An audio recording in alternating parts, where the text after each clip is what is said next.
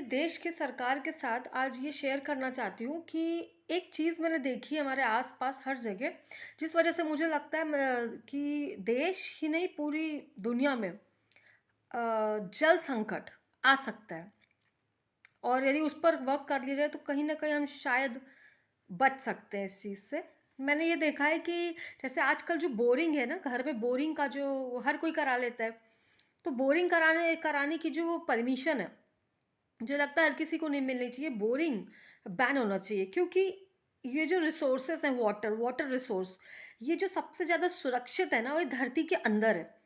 क्योंकि जो धरती के अंदर जो वाटर है, वो तो एक तो प्योरेस्ट फॉर्म में रहता है, और वो उस पे सूर्य की किरण ना पड़ने से वो अंदर कई लेयर्स के अंदर सुरक्षित है। वो भाप बनकर पूरा उड़ता नहीं है, और एक वाटर मेंटेन रहता है, एक वाटर लेवल धरती के अंदर।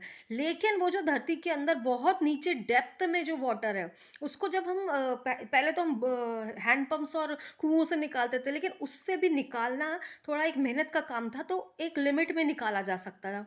और उसका यूज़ भी लोग फिर सोच समझ के करते थे, क्योंकि मेहनत से निकला हुआ है, तो उसको वही सोच के यूज़ करते थे। लेकिन अब इतना आसान हो गया कि बोरिंग से इतना सारा पानी जब निकाल रहे हैं, तो मेहनत लग नहीं रही।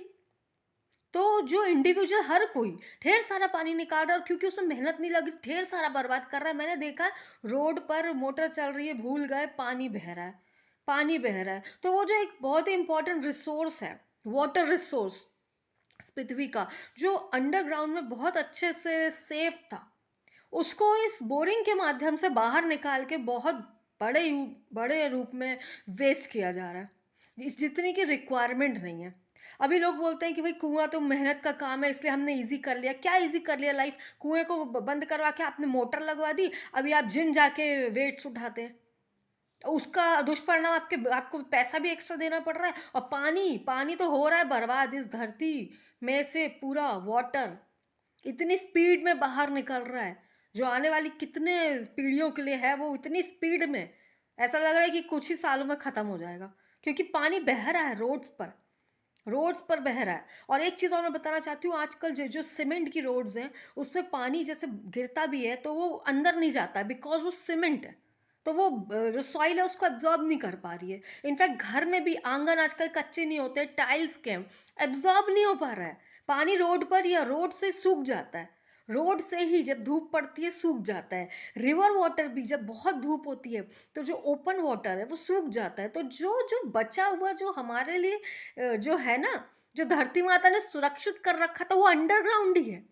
जो ना धूप सुखा पा रही है, वो अंडरग्राउंड मेंटेन्ड है, कितनी भी धूप आ जाए।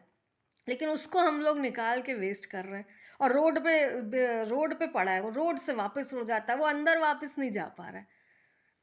तो ये जो मैं ये समझती हूँ कि ये जो लोग होते हैं ना कि पैसा कमा लो, गोल्ड बना लो, ढेर सारा गोल्ड जमा करके बैंक में रख दो, पैसा जमा कर दो, ये सब नहीं आएगा काम। हमें ना, जब सांस लेने के लिए एक प्योर हवा नहीं है, पीने के लिए पानी नहीं है, खाने के लिए खाना नहीं है, तो ये क्या करोगे? सोना नहीं खा सकते। तो प्लीज़ मेरी पूरी जनता से ये गुजारिश है कि जिनके यहाँ बोर हैं, आप या तो उन उस पे खुद कंट्रोल करें, या अगर सरकार तक ये बात पहुँचती है, क्योंकि नॉर्मल टेंडेंसी ह्यूमन की ये है कि मुझे मेरे से मतलब है, मुझे क्या मतलब कि क्या हो रहा है, ये नॉर्मल टेंडेंसी है। तो अगर सरकार को लगता है कि ये विषय बहुत गंभीर है, सही मायने में बहुत ही तेज स्पीड से धरती का जो पानी है, वाटर रिसोर्स बाहर आ रहा है और बर्बाद हो रहा है, वापस धरती पे जा ही नहीं पा रहा है, क्योंकि धरती की पूरी ज़मीन कहीं कच्ची मैक्सिमम है ही नहीं, सिर्फ जंगल वंगल में होगी, बाकी तो है नहीं। तो ये बहुत बड़ा वेस्टेज हो रहा है। अगर हम बोरिंग को बैन कर दें, बोरिंग को, तो बहुत बड़ा अमाउंट ऑफ वाटर अंदर रिटेन रह सकता है। और मैं एक चीज़ और यहाँ बताना चाहती हूँ कि जो रिवर वाटर होता है, रिवर, तो वो अगर बारिश बारिश के पानी से वो नहीं भरती, कि बारिश हो रहा है तो बारिश के पानी ने रिवर को भर दिया। रिवर फ्लो एक्चुअल तब करती है जब उसके अंदर वाटर कंटेंट हो। बिकॉज जब पानी आएगा और नीचे पूरा सूखा है, तो वो पूरा पहले एब्जॉर्ब करेगी, तो वो फ्लो ही नहीं करेगी, बिकॉज अंदर सब खत्म हो गया, और वो इतना खत्म हो गया है कि वो गायब।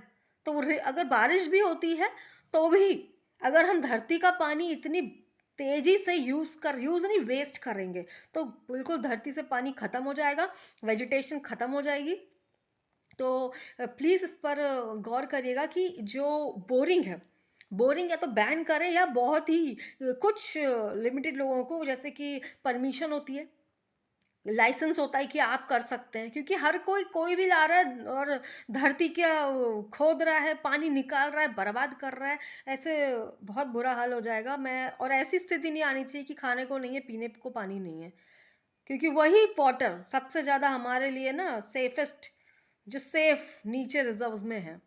तो प्लीज़ इस पर गौर करिएगा। और मैं एक चीज़ और आज बताना चाहती हूँ कि आने वाले समय में,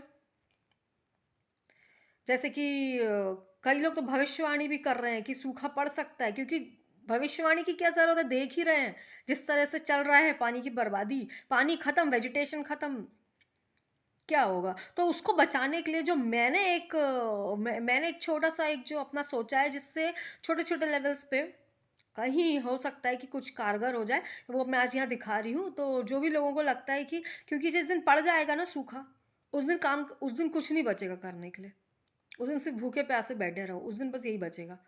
तो अगर अभी से सोच लें, क्योंकि ये जो भी बात मैं कह रही हूँ ऑब्वियसली 100% लोग तो उसको एक्सेप्ट ही नहीं करेंगे, ना ही 100% वो लागू हो जाएगा। तो जो सोचते हैं कि हाँ, ये बहुत ही गंभीर समस्या होने वाली है आने वाले समय में, जिस तरह से दिख रहा है पानी सड़कों पे बहता हुआ और भाप बन के उड़ता हुआ।